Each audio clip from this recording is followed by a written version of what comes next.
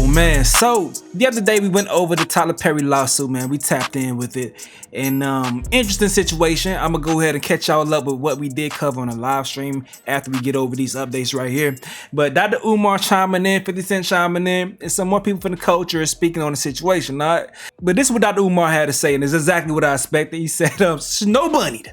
That boy got snow bunny. So he says, hands off black billionaires. It was consensual. $260 million lawsuit, assault lawsuit. All right, so it says, so you went over his house during COVID 2020, slept in his guest bedroom. He then allegedly got into the bed with you, attempted to sexually assault you, and you didn't throw a punch, go home, or call the police. You continue your professional relationship with him, continue on to appear in the Oval, and didn't file a lawsuit for 5 years. Sorry, I don't believe you. This is a money grab. Now, this is the thing about it. I know people say all the time they don't respect when men are sexually assaulted. But the way that Umar's speaking about it is the same way that I would naturally think about it, because I'm a man. Like, that's a man. No man gonna try me like that without us throwing hands. That's what my mind immediately goes straight to. Like, it's gonna get violent. It's gonna get violent. But at the same point in time, you can lose a fight. And that dude may have been intimidated in some type of way. And also, once again, he knew he was leveraging his relationship for fame and money. Tyler Perry seen this dude at an event that he was working and picked him out of the crew. Just picked him. Boom. I want you. Asked him if he acted or anything in his past. Dog, obviously this man is attracted to you, bro. Obviously. So this dude trying to go as close to the sun as possible, bro. And Tyler stupidly, like, we gotta admit, stupidly setting himself up, because it's either the dude's able to go ahead and have an actual career, or if his career doesn't work out, you fire him for whatever reason. Now he has all these receipts with you flirting with him, and he can expose you to the point that even if this isn't a successful lawsuit, it still stains your name. But he is innocent until proven guilty. So Umar says, I stand with Tyler Perry. Statement that got Tyler Perry marked 1 week after BET Awards, saying, I have made more black millionaires, hear me when I say this, than any studio in the city combined, because I'm making footprints. So I don't care if you're struggling, if you're trying to make it, you're trying to build a business. If you have a dream, keep making footprints. All right, so yes, he's innocent until proven guilty, but this is not a criminal case at all. This is a civil lawsuit. So it's about, is he liable for what happens? You know, there's often some workplace lawsuits that usually they go under the radar. But 50 Cent reacts to the situation saying, Tyler, that case is bullish. Don't worry about that. Worry about this nigga here. He gonna have a field day with this. And he posts his Cat Williams because for sure, he will have a field day with this. Hell nah, bro. Now the people are speaking. And this is what they saying over here. Let me go ahead and put it on this screen right here, man. Alright, let's see what they're saying. So this person says, weird how some of y'all are downplaying this Tyler Perry situation. Since when is that kind of boss-employee convo ever okay? And that's the point right there. Yes, you may think it may be casual and fair game, and the dude knew what he was doing, but it is a setup that we have seen work before, you know? It's not no criminal shit, but boss employee, you can get hemmed up with a lawsuit. It happens all the time. I hate that we focus on people like Diddy and Tyler Perry's sexuality instead of the violence they're accused of. Some of you just want to clock if they're gay or not for the sake of drama, and that's really sad and unfair to the victims as well. Person says, I don't know. I kind of don't believe this whole Tyler Perry thing. I mean, what fact that you don't believe? That you don't believe he's gay? You don't believe he was flirting with a dude? Like, what don't you believe about what happened? Or is that the aggression with him trying to come on to him, like low-key trying to grape him? Like, what's up? It said the second most jarring part of those Tyler Perry screenshots is how eerily similar it sounded to his screenplay writing. No matter how you feel about the Tyler Perry situation, we all need to agree that he shouldn't have been communicating with one of his employees like that. And as someone who has been a boss for years, with all of these allegations coming out against other people, he should have known better. Facts, bro. You cannot give people the rope to hang you with at all, bro. People stoning Tyler Perry yet still think Diddy is innocent. You can't make this shit up. Who is people? That's one thing the internet do. They generalize like crazy to make some points, and I just be like, who are the people that you saying that's making this point and that point? Like, who are these people? None of these text messages seem even the slightest bit inappropriate. What? And this seems to be like an elaborate attempt at outing him. But that's exactly what y'all get for messing with white boys. They want you dead after they're done with you, your career, and your reputation. Like, how is that not appropriate? Like those things seem very inappropriate to me. You can't have those conversations with employees, man. It's the power dynamics that make it inappropriate. The power dynamics because the person may feel like they have to do certain things to keep their job, but off the record between me and you, dude know what he was doing. He was trying to sell that ass to get some roles, man, without selling the ass, trying to get as close to the sun as possible. Those alleged text messages between Tyler Perry and that Derek guy seem so innocent. These just gay dudes. Is that how gay dudes talk to each other, bro? I don't know. That seemed extra gay to me, you know? And not just gay like I'm existing as a gay man. You're a gay man too. We just existing and conversing. Nah, that shit like flirting. What I seen for sure. Tyler Perry innocent. And that's that right there. Now let me go ahead and catch y'all up with some of the coverage from my live stream. You guys got to turn the notification bell on for more live streams so you don't miss them things though. But peep this real quick. So plaintiff Derek Dixon files his complaint against Tyler Perry. The following complaint is pled on information and belief. This case arises from a sustained pattern of workplace sexual assault and retaliation perpetrated by Tyler Perry, a powerful media mogul, against plaintiff Derek Dixon, a professional actor and screenwriter. So Mr. Perry is an American actor, filmmaker, and playwright who has built one of the most successful careers in film and television industry.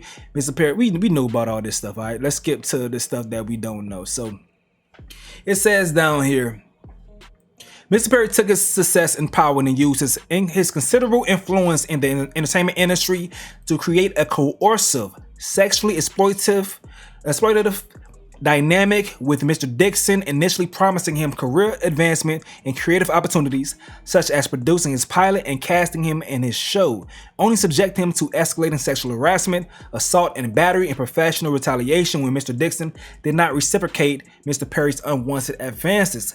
These events occurred while Mr. Dixon was employed as a series regular on the Tyler Perry show, The Oval. Excuse me. All right. So, and while Mr. Perry held direct control over his employment, compensation, and creative opportunities. So Tyler Perry rose against all odds and began, okay, that's that stuff trying to say how much money he got. Oprah, woody whoop. Let's get down to the situation. So it says, just like Harvey Weinstein, Bill Cosby, R. Kelly, Sean P. Diddy Combs, Kevin Spacey, woody whoop, and many others in the industry, Mr. Perry's success has led him to believe that money and influence can get him whatever he wants. And that belief slowly transformed into the false idea that Perry can get whomever he wants as well. So there are things in life that money cannot buy. So it says Mr. Perry sought the one thing in his wealth and influence could not purchase: a sexual relationship with a man who would remain silent. So Perry told Mr. Dixon that his ideal relationship would involve a male sexual partner who he could provide for and who would be loyal but emotionally detached. Perry told Dixon, whoever ends up with me is going to be a happy. In essence, Mr. Perry desired a one-sided, coercive dynamic with a subordinate, an arrangement devoid of mutual consent or emotional reciprocity. Thus began Perry's calculated pursuit of Mr. Dixon. Alright, so this was not Mr. Perry's first instance of sexual exploitation.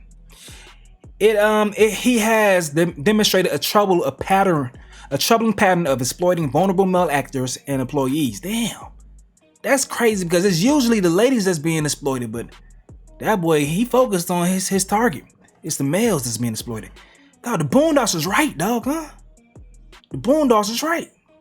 Boondocks is right. That's crazy. So leveraging his industry power to create a cycle of hope and independency.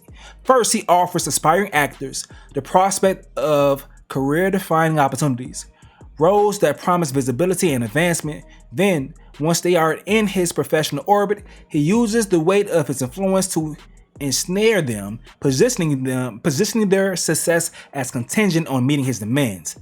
In a quid pro quo sexual compromise. This pattern of behavior reveals a calculated use of professional power for sexual leverage. Damn, that's crazy. All right, so using his influence, Mr. Perry provided vulnerable men with acting positions, roles, shows, contracts, and cars, money.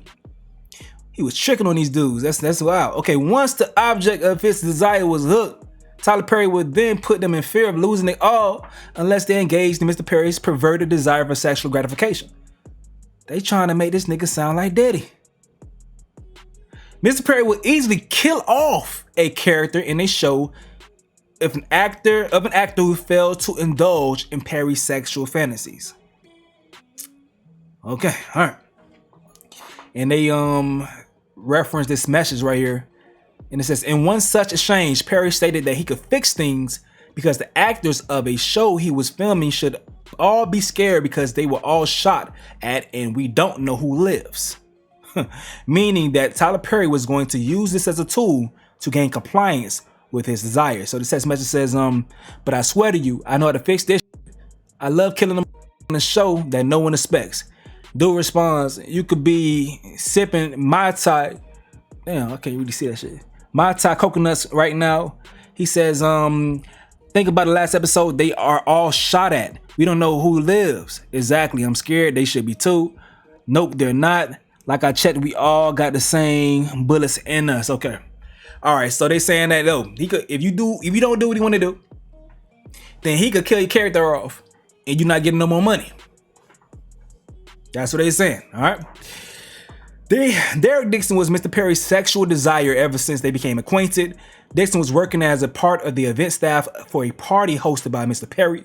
When Mr. Perry noticed him, Perry immediately offered Dixon a chance to audition for a part in one of his TV productions. Oh, that boy is smooth, huh?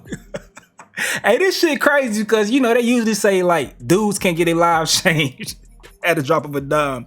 You know, they say women, you could just be working at a lady could be working at Target or a cashier somewhere, and a man with money could come in and just change your life. Tyler Perry like, shit, I'm gonna do this for these dudes, allegedly. I'm gonna do this for these dudes, allegedly, all right? So Dixon agreed and was on set with Mr. Perry behind the camera for weeks in close quarters. During the time they were filming, Perry would send flirtatious text messages to Dixon. For example, in one message, Perry stated that he was jealous when he saw Dixon going on a walk with another man named Brad. So this says, why did that photo make me jealous? You two together. Haha, I don't know. It's just Brad. LOL, LOL. He just wanted to go for a quick walk to get his steps in, and now I'm walking to Chipotle by myself. LOL. Thick Derek. Get that Chipotle. I gotta grow up, bro. I gotta grow up. But why the fuck you calling this nigga Thick Derek? I mean, the allegations, they like, I don't know. I mean, goddamn. All right. Okay, in another text message, Perry stated to Dixon, what's it going to take for you to have guiltless sex? Have y'all found that yet in therapy? You can have freedom from religious guilt and still believe in Christ. Oh, that's how they do it. I be wondering, like, you know how folks that's like just straight up blatantly sinning, go to church and just be in there like really involved, be preaching and stuff. And I'm like, okay, this is what they're doing, like guiltless sex and guilt that's free from guilt. That's what they're doing. Okay. Interesting.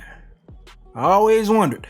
This text message says, what's going to take for you to have guiltless sex? Have y'all found that in therapy? Yes, it's the exact same. I guess it's irrelevant. That's another thing. So he says, giving up my religious guilt, becoming a Buddhist. That's so cool. Where you came from.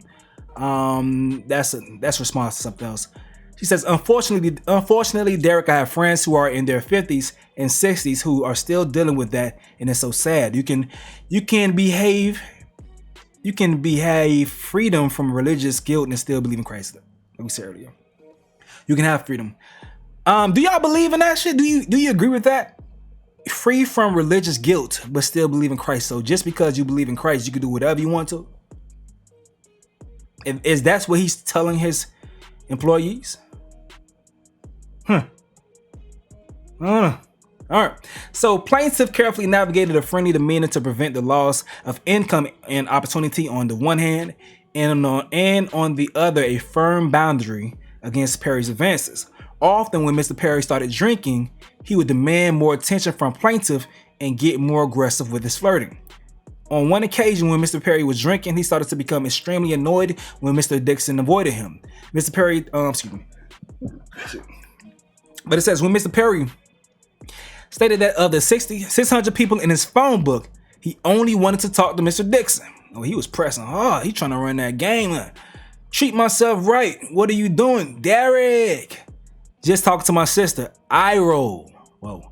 Fine, good night. I'll go through the 600 people in my phone book and be annoyed that I don't want to talk to any of them.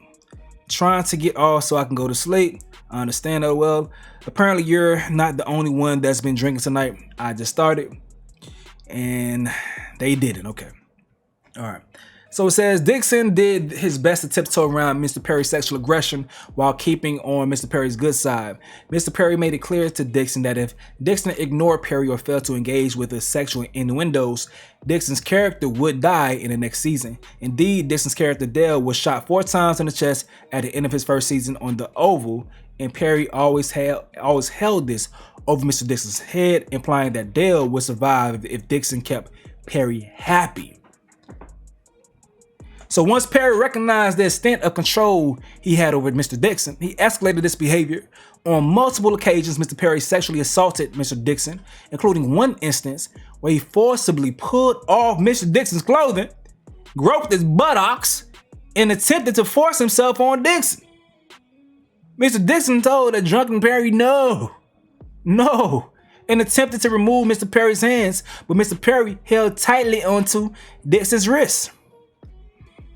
Mr. Dixon was only able to escape after de-escalating the situation by abruptly changing the subject. What you mean changing the subject? You can't change no subject after that shit right there.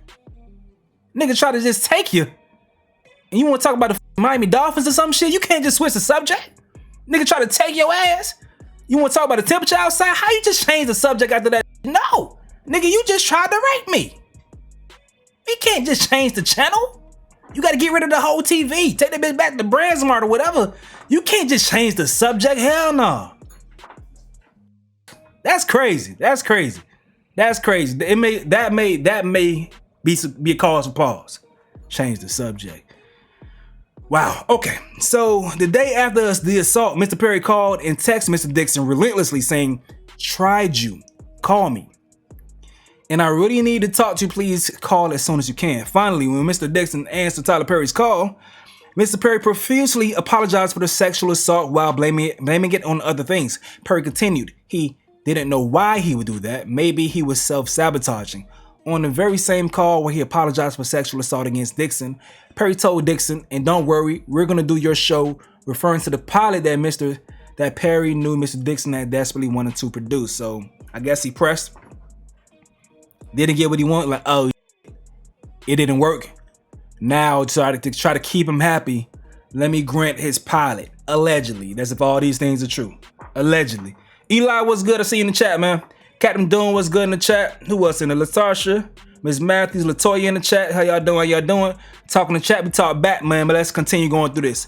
Okay, so shortly thereafter, Mr. Dixon got a call from Mr. Perry's lawyer saying that Christmas had come early. What? And that Dixon was getting a substantial raise and the show was greenlit.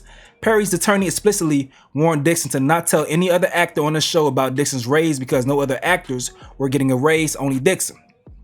So Perry kept telling Dixon that he was sorry and that the harassment would not happen again. However, the harassment assaults continued. Mr. Perry would also try to deflect the blame for the sexual assault by saying that Dixon didn't have a strong enough no. What?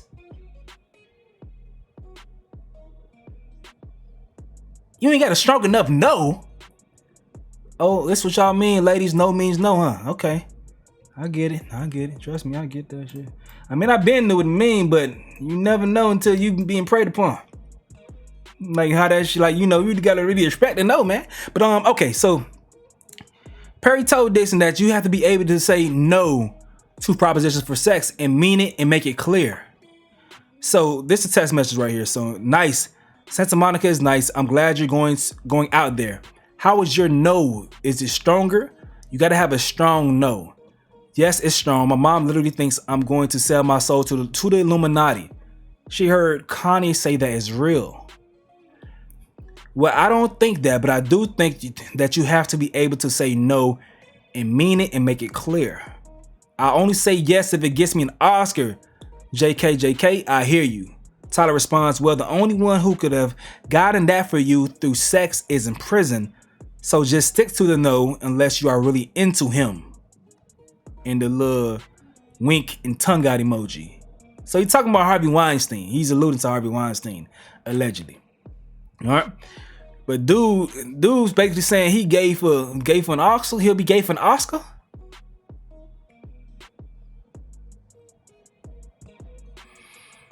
Let's get back on track. All right. Perry reveals through these text messages that the no he was referring to was Dixon's no to sex in exchange for promotion in the industry, classically known as quid pro quo sexual harassment. Perry sent this message to Dixon because that is exactly what Tyler Perry was doing. At some point, Dixon left Atlanta and moved to Santa Monica to create distance from Tyler Perry. However, even at long distances, Mr. Perry continued to sexually harass Mr. Dixon. I ain't gonna lie to y'all, bro. I don't know how much of this I can read. I'm just being completely 100% honest. I gotta grow up some, man. I mean, I think we get the gist of this. The nigga was trying to come on to him allegedly, and dude said he tried not to, but that's that. I'm just gonna go through the text, skip through the text messages, because I don't know how much of this shit I can read. I can't tell you the last time I pumped gas or went to the supermarket or fly commercial or packed the bag or had good sex. It was before I was rich. So I guess it was a lot of flirting coming from Tyler Perry's end. But when you are in a position of power, you're not supposed to flirt with a subordinate, someone who works under you, because it could be seen like you would put them in positions that they feel like they have to succumb to your advances, or they will be, kicked out. They'll be fired. So you don't want that position. You have some power dynamics in place. This right here says, I would hope that you will let someone hold you and make love to you. You are missing the best years of your life, my friend.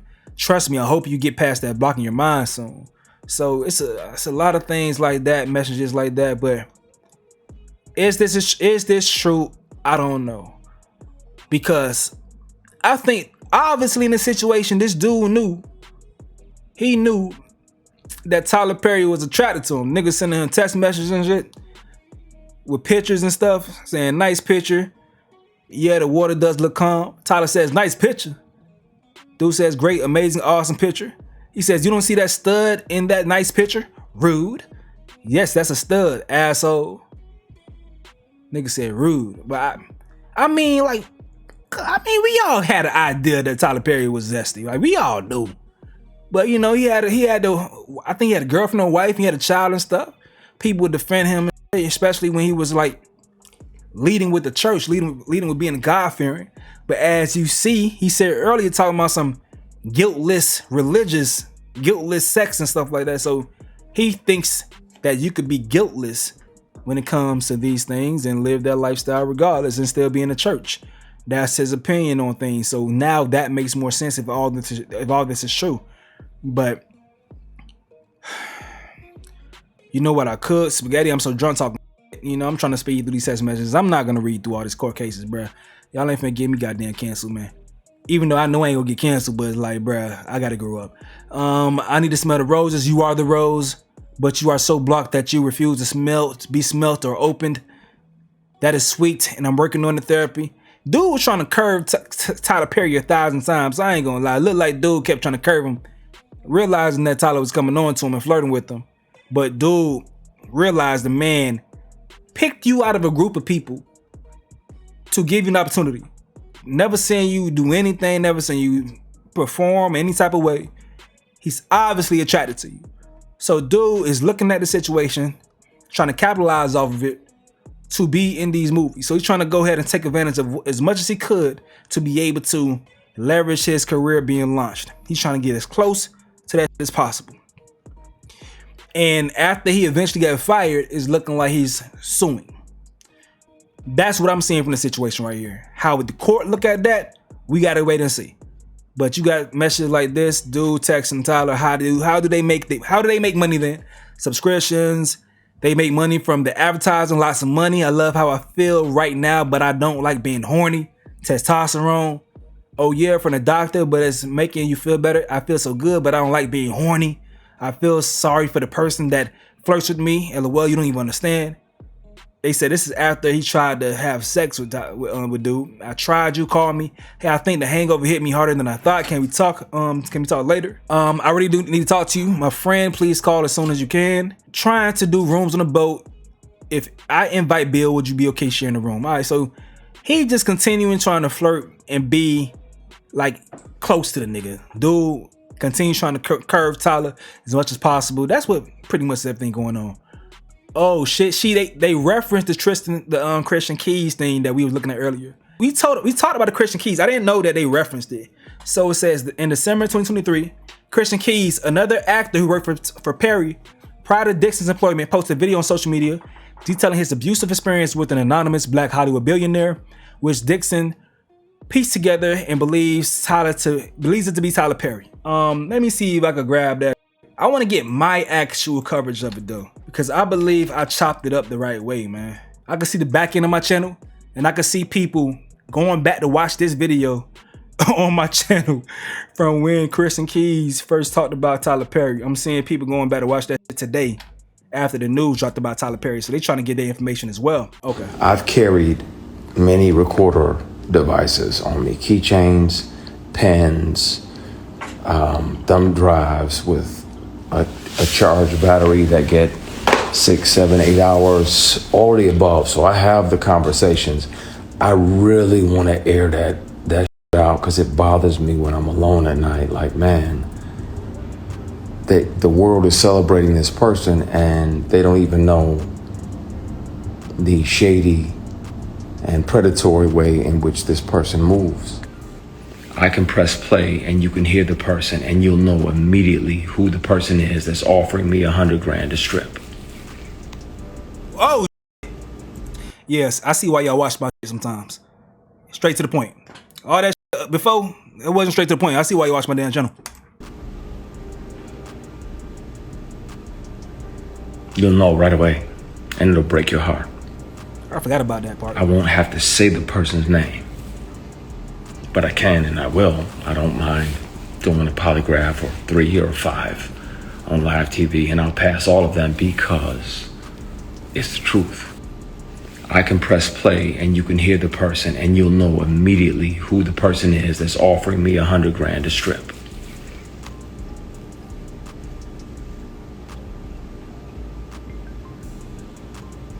You'll know right away, and it'll break your heart. I won't have to say the person's name, but I can and I will. I don't mind doing a polygraph or 3 or 5 on live TV, and I'll pass all of them because it's the truth. It's in my bone marrow, and I'm tired of this person gallivanting around doing these PR stunts. Oh, I'm gonna do this and I'm gonna do that and I'm gonna do that. Well, then speak on, if you gonna have,